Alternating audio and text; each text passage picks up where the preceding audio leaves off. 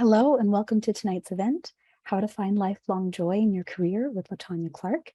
Unfortunately, as you all know, this evening we were unable to meet in person since I'm homesick right now, but I'm very happy and I'm so pleased that LeTonya has agreed to meet us here online, and that way you're still able to experience her presentation. So I'm your host, Ashley Mateos from the Carl-Schurz-Haus. And I welcome everyone to introduce themselves in the chat as well, where they're calling in from, what they do for work. For those of you who don't know, the Carl-Schurz-Haus is the German-American Institute in Freiburg, Germany. We offer a diverse cultural program with English language courses for all ages, and we also have a vibrant all-English library. We are a nonprofit institute supported in part by our members. The main goal of the Carl-Schurz-Haus is to facilitate transatlantic discourse across all areas, ranging from literature to politics to business, which brings us here tonight. In addition to coordinating the English language courses for adults at the Carl-Schurz-Haus and companies, I'm also head of our German-American business community, or the GABC. We provide events centered around transatlantic business relations, professional development, and networking. So as such, here with me tonight is LeTonya Clark. She's the founder of Altitude Consulting and Coaching, LLC, where their motto is, and I really like this one, climb to new heights of success. LeTonya has quite the resume, actually. She's an award-winning strategist, a certified executive leadership coach, or CELC. She's a coach, she's a consultant, an educator, and an international speaker with almost 3 decades of extensive experience working across multiple industry sectors in the US and internationally. She's also an international lecturer at the Duale Hochschule in Baden-Württemberg in Lörrach, which is why we are fortunate enough to speak with LeTonya today. Thank you very much to Sebastian Feichtmeier at the DHBWL for helping set this up. So LeTonya's expertise is focused on workforce development, organizational performance improvement, high impact coaching, and competency-based policy. She designs and delivers tailored leadership and professional development systems that support organizational change initiatives and long-term effectiveness. What matters most to her is being able to make a measurable and sustainable difference by providing clients and partners with the tools, resources, and information they need to succeed in reaching their personal, professional, and business goals. So tonight, she's here to talk about how to find lifelong joy in your career. And LeTonya, if you're ready with that, I would say take it away. Thank you very much, Ashley, for the invitation, for the introduction. And those who are joining us, welcome. And I'm glad that you are here with us this evening. And I really hope that you will be encouraged and inspired in your career, wherever that might be, as we talk about this relationship, one of the longest relationships we will have in our lives. Because when we think about relationships, a relationship is when 2 or more things, people, or objects are connected in some way, and we are certainly connected to our career. So as we talk a little bit about how to find lifelong joy in that, I hope that some of the things that we'll chat about, that you'll hear tonight, can be an inspiration, can be a little bit of a motivation, and maybe help you see your career a little bit differently as I share my journey, because not only have I found joy, I am still in the midst of finding joy, because it's an ongoing journey. So I'm looking forward to sharing that with you. So whether you're mid-career, changing careers, or maybe coming to the end of one career and maybe considering something else, I'm hoping that this will be an inspiration and an encouragement to you wherever you find yourself. So I'm going to be very transparent and share with you my journey, the ups and the downs, and I hope that some of you may be able to relate to it and see how we can find meaning in this whole relationship. So I want to start off by telling you a story. Many years ago, my husband and I were at a theme park we were at a theme park in the United States called Hershey Park. And I think it would be similar to your Europa Park. So in this theme park, we got on a roller coaster, a coaster called the Storm Runner. Now, we had no idea what this Storm Runner was all about. All I knew was I liked the name Storm Runner. That's just a fun sounding name. And I said, Why not get on this ride? Because it sounds very interesting. We had no idea what to expect. So we wait in line and we wait some more, as we often do if you're in theme parks, if you've ever been, and you know it takes a while sometimes to get into your attraction. And finally, our time comes to get into our seater. And the way the Storm Runners cars are, it's two-seaters. It's because some have 2 or 3 or 4. This was a two-seater. And the way we were harnessed in was very interesting and should have given me an idea about what we were in for, but it didn't. There was the overhead harness that goes over your torso, that you pull it down so it anchors you in. Then there was a seat belt over your lap, like in a car. And then there was a big bar that went over our thighs to really hold us down. So all of those different layers, 3 layers of protection and insulation, should have given me a clue. And so the Storm Runner takes off and it starts very slowly and it kind of turns its way slowly. And in this experience, I'm thinking, wow, you know, this is like every other roller coaster I've been on. It starts off slow and then picks up a little faster. But that is not what happened with the Storm Runner. It got to a point to where it stopped. And that was actually its starting position. And it sits and it sits and it sits some more. For 16 seconds it sits. Yes, everyone, I counted. And then in the loudspeaker, out of nowhere, we hear this voice. And I'm going to put on my roller coaster ride announcer voice for you now so you can be in the moment with me. It said, now get ready, here we go. And that's the only warning we had before it went from 0 to 115 kilometers an hour in 2 seconds. It happened so fast. And then I heard it, the screams. It was screams of horror, screams of excitement, screams of surprise. And then I realized some of those screams were coming from me. And so it took off so fast, and then it went upside down. It went in deep hills, inclines. It did corkscrew turns. If any of you have been on coasters, you might relate to that experience. And it did not slow down at all until the ride was almost over. And then it slows down, goes into the area where we disembark, as if nothing just happened for that 1 minute and 30 seconds of our lives. And I'm still shaking, you know, because I'm laughing so hard. I laugh and tears are coming down my eyes because it was exhilarating and scary. My hands are shaking because, you know, all that adrenaline is still coursing through our body. And we're talking about what we just experienced. And when I think about this Storm Runner, I think about my career was just like that coaster. It started off and it was exhilarating, and then twists and turns and dips and things like that happened. And that's the thing about our careers, is that sometimes we might think that our career looks like this, a straight line that when you begin your career, it continues to go up. And for some people, you may go from one position to another position where there is no interruption in that process, or you might go from one company to another with no disruption within that transition. You may have roles where you go from one role to another where it might be at the same level, and then you may step up a little bit. But you know, when I think about my career, this is what mine looked like. And this is what some of yours may look like as well. And if you notice, everyone, you see in the squiggly lines that there's some gaps in there. And that's because for me, it was not an uninterrupted journey.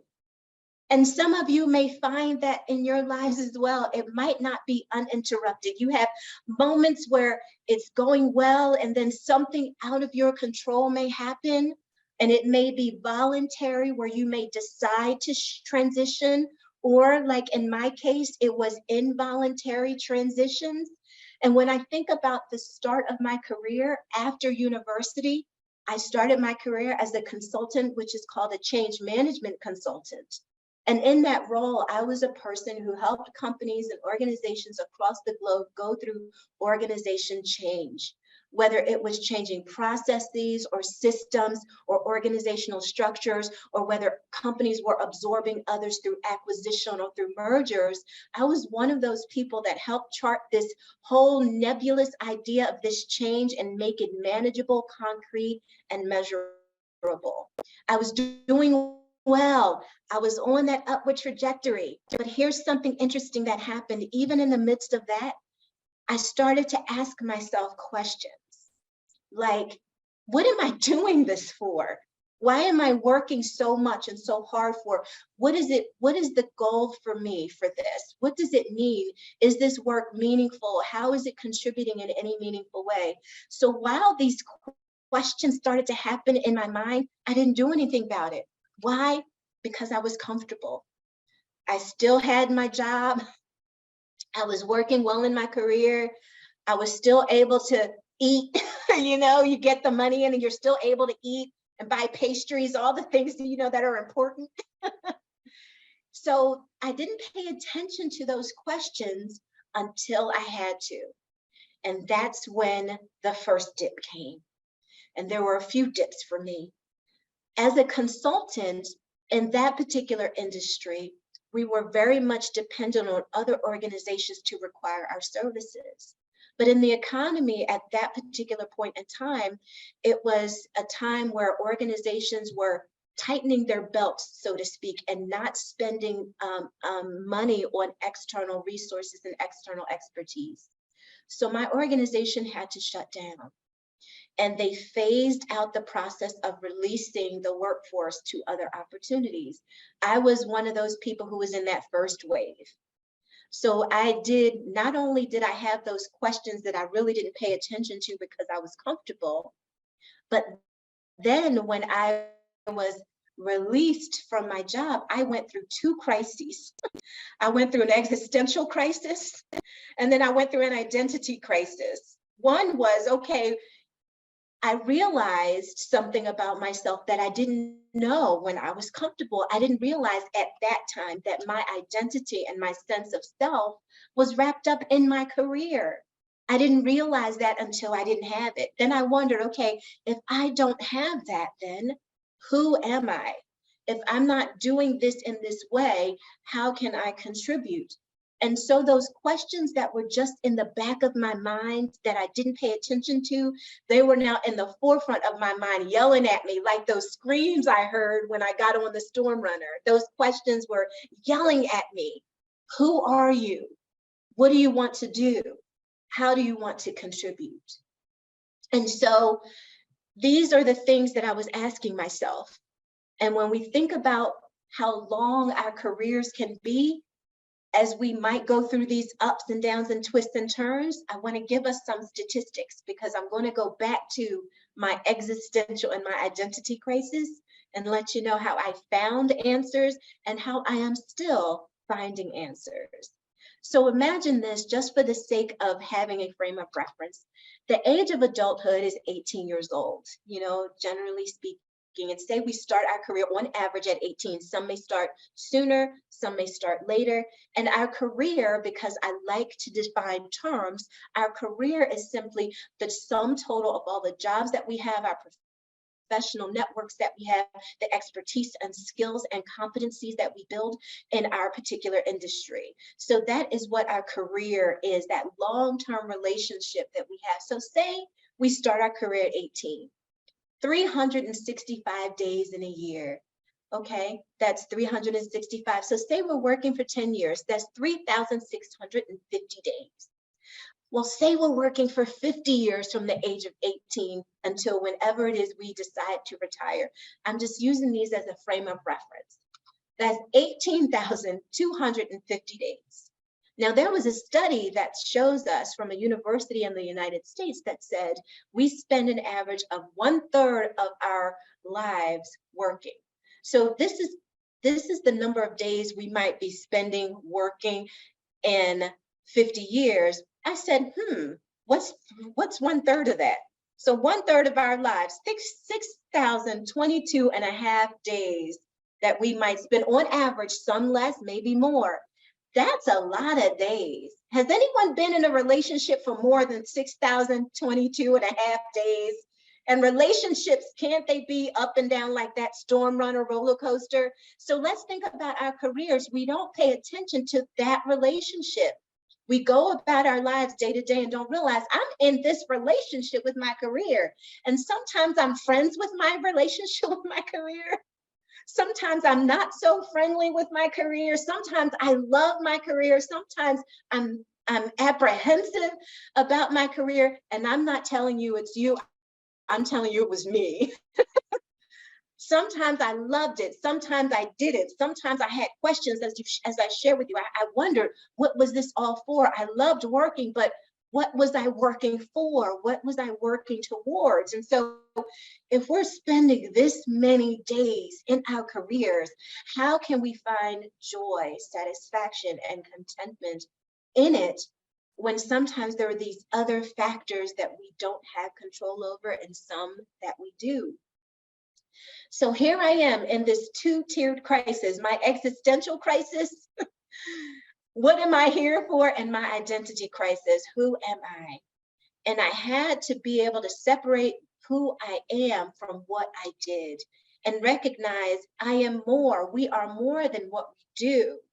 There's so much more. We are multifaceted. We are multi-dimensional. We have so much depth and breadth in us, so many ideas, so much creativity, so much more yet and still we have left to do.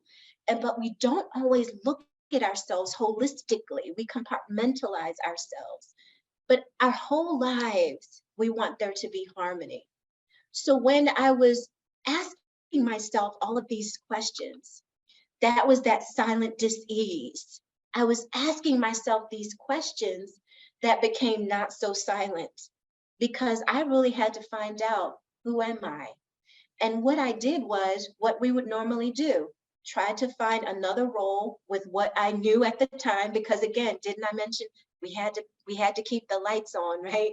We had to get the pastries. We had to be able to provide for ourselves or our families or whomever we are providing care for. So I did what I knew on the one hand, but on the second hand, I said, I want to be able to contribute in some way that will not be subject to external factors.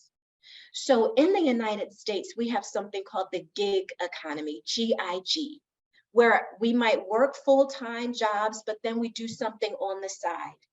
And so that is when I said, I want to try to build something that feels organic and natural and authentic to me, bringing all of my ideas and the things that I think resonate the most with me, and how do I help people and systems and organizations achieve and get over stumbling blocks and achieve what they want to achieve.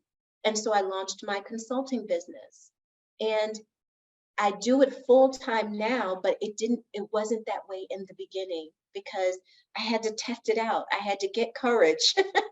I had to get my feet under me. I had to see if people were willing to ask for and request and pay for those types of services when it wasn't something tangible.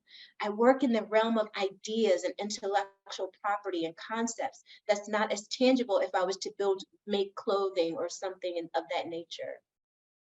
So I asked myself these questions, and some of us may be asking ourselves these questions too, because we're all sometimes in search of something. Many of us might be in search of significance, in search of meaning, in search of joy. And I find that we might not say it verbally, but inside sometimes there can be that dis-ease where we're searching. And so we're chasing different things because we're trying to find answers. And so that was the process I went through. And I'm still go through because this process does not end. The storm runner ride does not end. It's a lifetime journey, a lifetime relationship. And so when I went through that process and discovering how to find joy, and as I'm even getting older and the gray hairs are coming in and I'm using more and more dye, if anyone can relate to that as well. How do we still find this joy? And So here are 3 strategies. These definitely are not the only strategies, absolutely not. But I wanted to share with you part of my journey, the frustrations of it, the challenges of it, the ups and downness of it, the topsy-turviness of it, the roller coaster ride of it. So first, in order to find joy, we have to look for it. We have to be willing to look for it. So whether we are still in our careers right now, whether we may find ourselves on the brink of wanting to launch into something new, we have to find it. So what is your niche? One of the things I asked my learners, I like to call them learners in the DHBW rather than students, because learners implies owning this process, not sitting and being passive, but an active recipient of this process of gaining knowledge and experiences. And we were talking about organizations and what their competitive advantage is. And then I asked each learner, okay, what is your competitive advantage? What is the thing that makes you different, that makes you stand out, the thing that makes you a little bit special? What comes naturally to you? Because we don't always pay attention to those things that we do naturally because it comes naturally to us. We don't always think that there's something we can monetize. We don't always think that it's something we can do a little bit differently because, oh, it comes so naturally to me. It's just that thing that I do. But that thing that you do, that thing that I did became the very thing that was the source of this new path that I found myself on, launching out into the unknown, running my consulting business for this number of years. After that time of struggle and tension of making that decision of how can I do it? But even when I was in my career, working my jobs for organizations, I was looking for ways in those spaces and places where I could contribute in a way that felt meaningful. There was a lot that was out of my control, the policies of the organization, my direct boss, whatever he or she may have needed. But in my realm of influence, I came up with ways to even be creative. How can we do something new in this space? How do I recommend it so it's heard? What can we do to be more effective as a team, as an organization, as a leadership team? So I began a quest to look for it. And then we have to be brave. Many of us may be adventurers. You know, we may do a lot of things, get on our motorbikes and ride down the highway, or we might backpack through distant foreign lands. We might do a lot of things, but we don't always, again, think about that same level of bravery with our careers. We might compartmentalize and separate them and not think that same bravery we should do even with our careers. And to be brave simply means to do something that scares you and do it even though you might have a little bit of fear and apprehension. And you know, I'm here in Germany for the first time in my life. I've never been to Germany before. I've been to other places, but I've never been to Germany. And I want to share with you something that I'm excited about. I walked down the street by myself. Why am I sharing that with you? Because for me, it was a place I'd never been before. And I said, you know, I can go down the street, not speaking the language, you know, not having a frame of reference because my feet did not touch in this land before. So I was so excited, I made a video of it to say, look at me walking down the street in a place I have not been before by myself, right? A small thing to some, a big thing to others, and maybe a meh thing to other people. But my point was, I make sure that I absorb every moment. And that's another way of finding joy. Not letting our lives just pass by unobserved. Sometimes we're so busy living that we're not paying attention to the life that we're living. And so bravery is a very important thing for us to think about in our lives and in our careers. Being brave to do something that frightens you. That might be making a phone call or asking for an introduction of someone who may be able to give you access and opportunity to this new venture or a new thought or a new idea. Kicking off something new and asking who might be interested in sometimes road testing it. I like to call it a pilot because, and if it doesn't work, hey, I piloted it out, we tested it out. So anytime I do something for the first time, I call it a pilot because I'm just seeing what'll happen. And then Based on that, I get more knowledge and I do something again, maybe the same thing with what I've learned and maybe something brand new, but it's about experimenting and being brave in that process. It's not always easy, but we have to have this bravery in our career, this relationship that we're going to spend at least 6,022 and a half days with in the course of our life and career. The second is to be curious about this journey that we're on. What is it that I want to do? And I'll share this with you, friends. I'm in conversation as a life and executive coach. A number of people, some just starting out, they might be in their early 20s, and some in their 30s and 40s and 50s and beyond. Some of them are still asking, what do I want to do next? So this curiosity is not something that ends. The moment that we think we know all we need to about everything we're doing, we stop learning and growing. So being curious is very important. Going exploring in our own careers, testing out new things, volunteering for some things to give us new skills and activities, even at the highest levels that we may be in.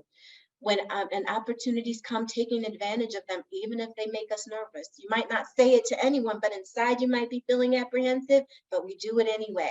Someone asks you to lead a project and you have no frame of reference, just say okay and learn it as you go, right? Because it's the process that changes us. It's the process that transforms us and helps us find that significance and helps us find that meaning.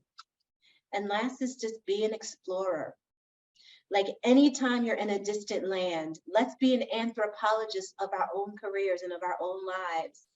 Be interested in it. Be curious about our own lives. Just like you might be curious about others that you might listen to or meet. Oh, that person sounds very interesting. You know, sometimes we might just want to look in the mirror and say, you know what? I think you're pretty interesting. Let me learn more about you.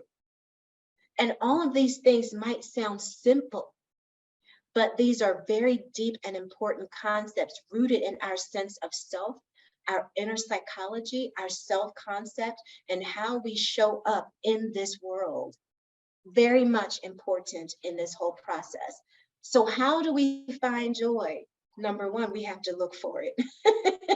And we have to be brave in this process of discovery. We have to be curious and we have to be an explorer. And that way, when we're on the storm runner of our lives and our careers, maybe the screams that we hear are just all exhilaration rather than horror, as it was for me in that beginning time. But now I find that my screams and yips and hoo-has and laughter is because, hey, I'm celebrating the moment of discovering, of doing something new, meeting new people like I'm meeting you all tonight. My world has already expanded in ways I can't even imagine because this is my first time with you, your first time with me. We are now officially in each other's worlds. Our worlds will never be the same because now we know new people. We have access to new people we can ask questions about, be curious about, find out about. So that is really the essence of how to find lifelong joy in our careers, by us continuing to look for it our entire lives. And when we find it, embrace it, and then continue to explore, continue to grow, continue to try new things. And that applies to those newer, to those more seasoned in our careers, and even those who might be looking to contribute in different ways after the 18,000 days have gone by. Because even then, there's still much more for us to do, many more ways for us to contribute, and many more ways for us to truly make a difference. So I want to leave this thought with you that many of us and some of you may find yourself facing incredibly difficult circumstances right now. I want to encourage you in some way to know that as long as you're still here, as long as you have strength in your body, as long as you have fortitude in your mind, as long as you have strength of spirit, we can take one step and one day at a time, and we will get to the other side of whatever it is you're facing right now. I can share even stories about the grief and the suffering and the pain I've been through, but life continues. So how do we respond to life? So I want to encourage you to keep searching for joy, and you will find it, and keep on moving forward. Thank you so much for your time today. And I hope that on the storm runner of life, you'll hold on, be exhilarated, but know that it will be worth the trip. Thank you all so much. It's been great speaking with you. Thank you. Ashley, back to you. Thank you so much, LeTonya. You're such a wonderful, wonderful speaker, and your points came across so clearly. And I have a question for you, actually, if it's okay. I'm sure some people in the audience here might also have some questions for you as well. Yes. But you mentioned about the necessity of courage, actually, and I am curious to know, where do you get your courage from? Yeah, that is a lovely question. And you know where I get my courage from? I get my courage from the fact that of my need to know what's on the other side. Because courage does not mean the absence of fear or apprehension. For me, it simply means I do it even though I'm still apprehensive or a little bit afraid. So the reason for me, my need to know is what helps me with my courage. I need to know what the other side looks like. So it's honestly, I like to say, Ashley, it's a gift I give myself. I want to give myself the gift of knowing what it looks like on the other side of done or on the other side of through. And I just need to know, because I don't want to tell myself no and deprive myself of being able to see something else that's new and different. And many times I've been very nervous and afraid, many, many times, more times than I can count. But I keep on moving forward anyhow and ask questions and learn as I go. So that's where it comes from. Me being nosy, basically, so nosy, I just want to see what's on the other side. So my curiosity is what makes me move forward. I think that's a great statement too, that your curiosity propels you forward. Yeah. Yeah. Are there any questions here from the audience that you'd like to ask? You're welcome to either raise your hand, or you can also unmute yourself to ask a question.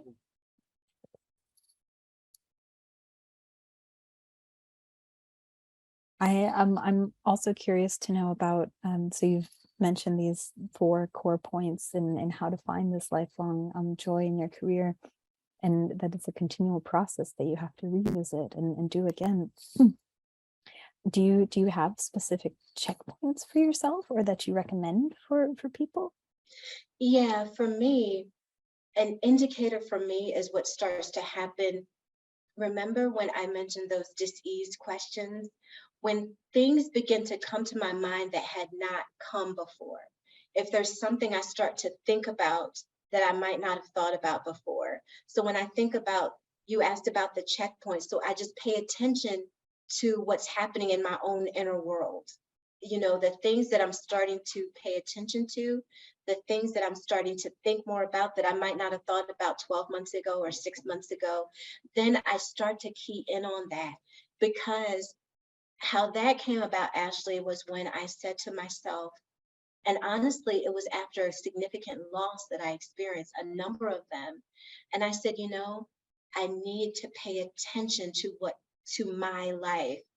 And I'm paying attention to the data that is, because I love numbers and data as well. So I have to pay attention that a change of my mind or a curiosity that starts to come about is data. And where in the past I might not have paid attention to it because it was coming from inside of me, I said myself, I use it as a barometer to let me know that there's an indicator of change coming. So for me, that's one of the changes that happens internally. And then I pay attention to some things that happen externally. What type of things might I begin to be invited into? Sometimes that's an indicator of change, an indicator that I now need to tap into curiosity, bravery, and exploration. So, you know, so those are the 2 ways, my inner barometer, and then paying attention is really the key to both what comes to me externally. Okay, nice. Thank you. Any question? Oh, there we go. Ilka, please. Yes. You were talking about that kind of USP, your personal USP or personal, yeah, differentiation, and I've been thinking about it a lot, and I'm struggling with that. Yeah. How can I really find out what makes me special, for career-wise or work-wise or so? Right. Yeah. I have a few thoughts. And, because I find that sometimes the answer is already in us. And I like that you started asking yourself. And this might be something you've already done, but I want to encourage you to maybe do it a little differently this time. Ask yourself these few questions. What makes me laugh? What makes me angry? And these are important. What makes me want to learn more? What do I keep wanting? What is my interest continuously drawn to? What types of things do I keep finding myself curious about? What are some of the types of things that I might find myself late at night and when I should be sleeping that I'm still doing because I can't separate myself from it. So if you asking and pay attention to those things, some patterns may begin to emerge. And you might say, wow, it might be, you know, thinking deeply about social issues. I don't know. Or it might be, hey, you know what?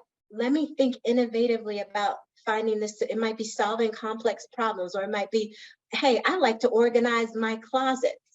So bringing organization, bringing structure. So those types of things, and it absolutely is transferable. Let me give you another example, okay? Because I asked this very question to my learners when I said, what's your competitive advantage? And all of them said, because they did not see how something they did naturally or something that they were interested in, how it translated into work. And one person said, well, I'm empathetic. And another person said, well, I can solve complex problems. So right when they said that, I said, okay, here's a situation at work. Your organization might have to shut down an entire division. And they ask you to be on the team to communicate that message. They bring them in a room and say, can you be a part of the team to speak to them? What would you say? And I asked the person who was empathetic, and then she began to explain what she would say. I said, see how empathy translates, because before that, she didn't realize that something that she thought was natural, that she didn't pay attention to how it translates into something else. So that's what I would encourage you to do, just asking yourself some of those questions. And also, what are some of the things that people remind you and say often that you're known for, those positive things that you're known for? Is there a common theme from that? So all of that is data to help you think about. Yeah. Okay, thanks. Because it's not so easy to find your own talents. Exactly. And the reason is because if I was to tell any of us quickly, name 10 things you don't like about yourself, do it really quickly, right? But if I say, tell me 10 ways you're a rock star, we might get to one, maybe two, maybe 2.5. But it's amazing that our minds naturally go to our limitations and our deficits rather than to our strengths and our those things that are affirmational about us. So I say, let's put in that work so we can change that narrative, because we're always taught, don't talk so highly of yourself, because it might look like you're this, or it might look like you're that. But I think it's important for us to know. One of my dear friends calls it our superpower. What our superpower might be, those things that come natural, that are interesting to us. And that is a way of intentionally thinking about ourselves in the positive. What are my talents, strengths, interests? The things that move me to tears, the things that anger me, because it might be injustice that angers you, or something like this. And so those are indicators of what can be your strengths and your selling points. Yeah. Yeah. Maria? Yeah. I actually think that maybe Teresa wants to ask a question. She's been unmuted for a while, so but she doesn't have the video on, so I'll just wait if she wants to say something. If Thank you. not, Very I good. will. Good.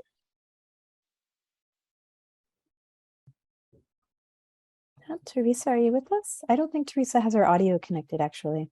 Okay. Well, then I'll go. Very good. I have one comment and one question.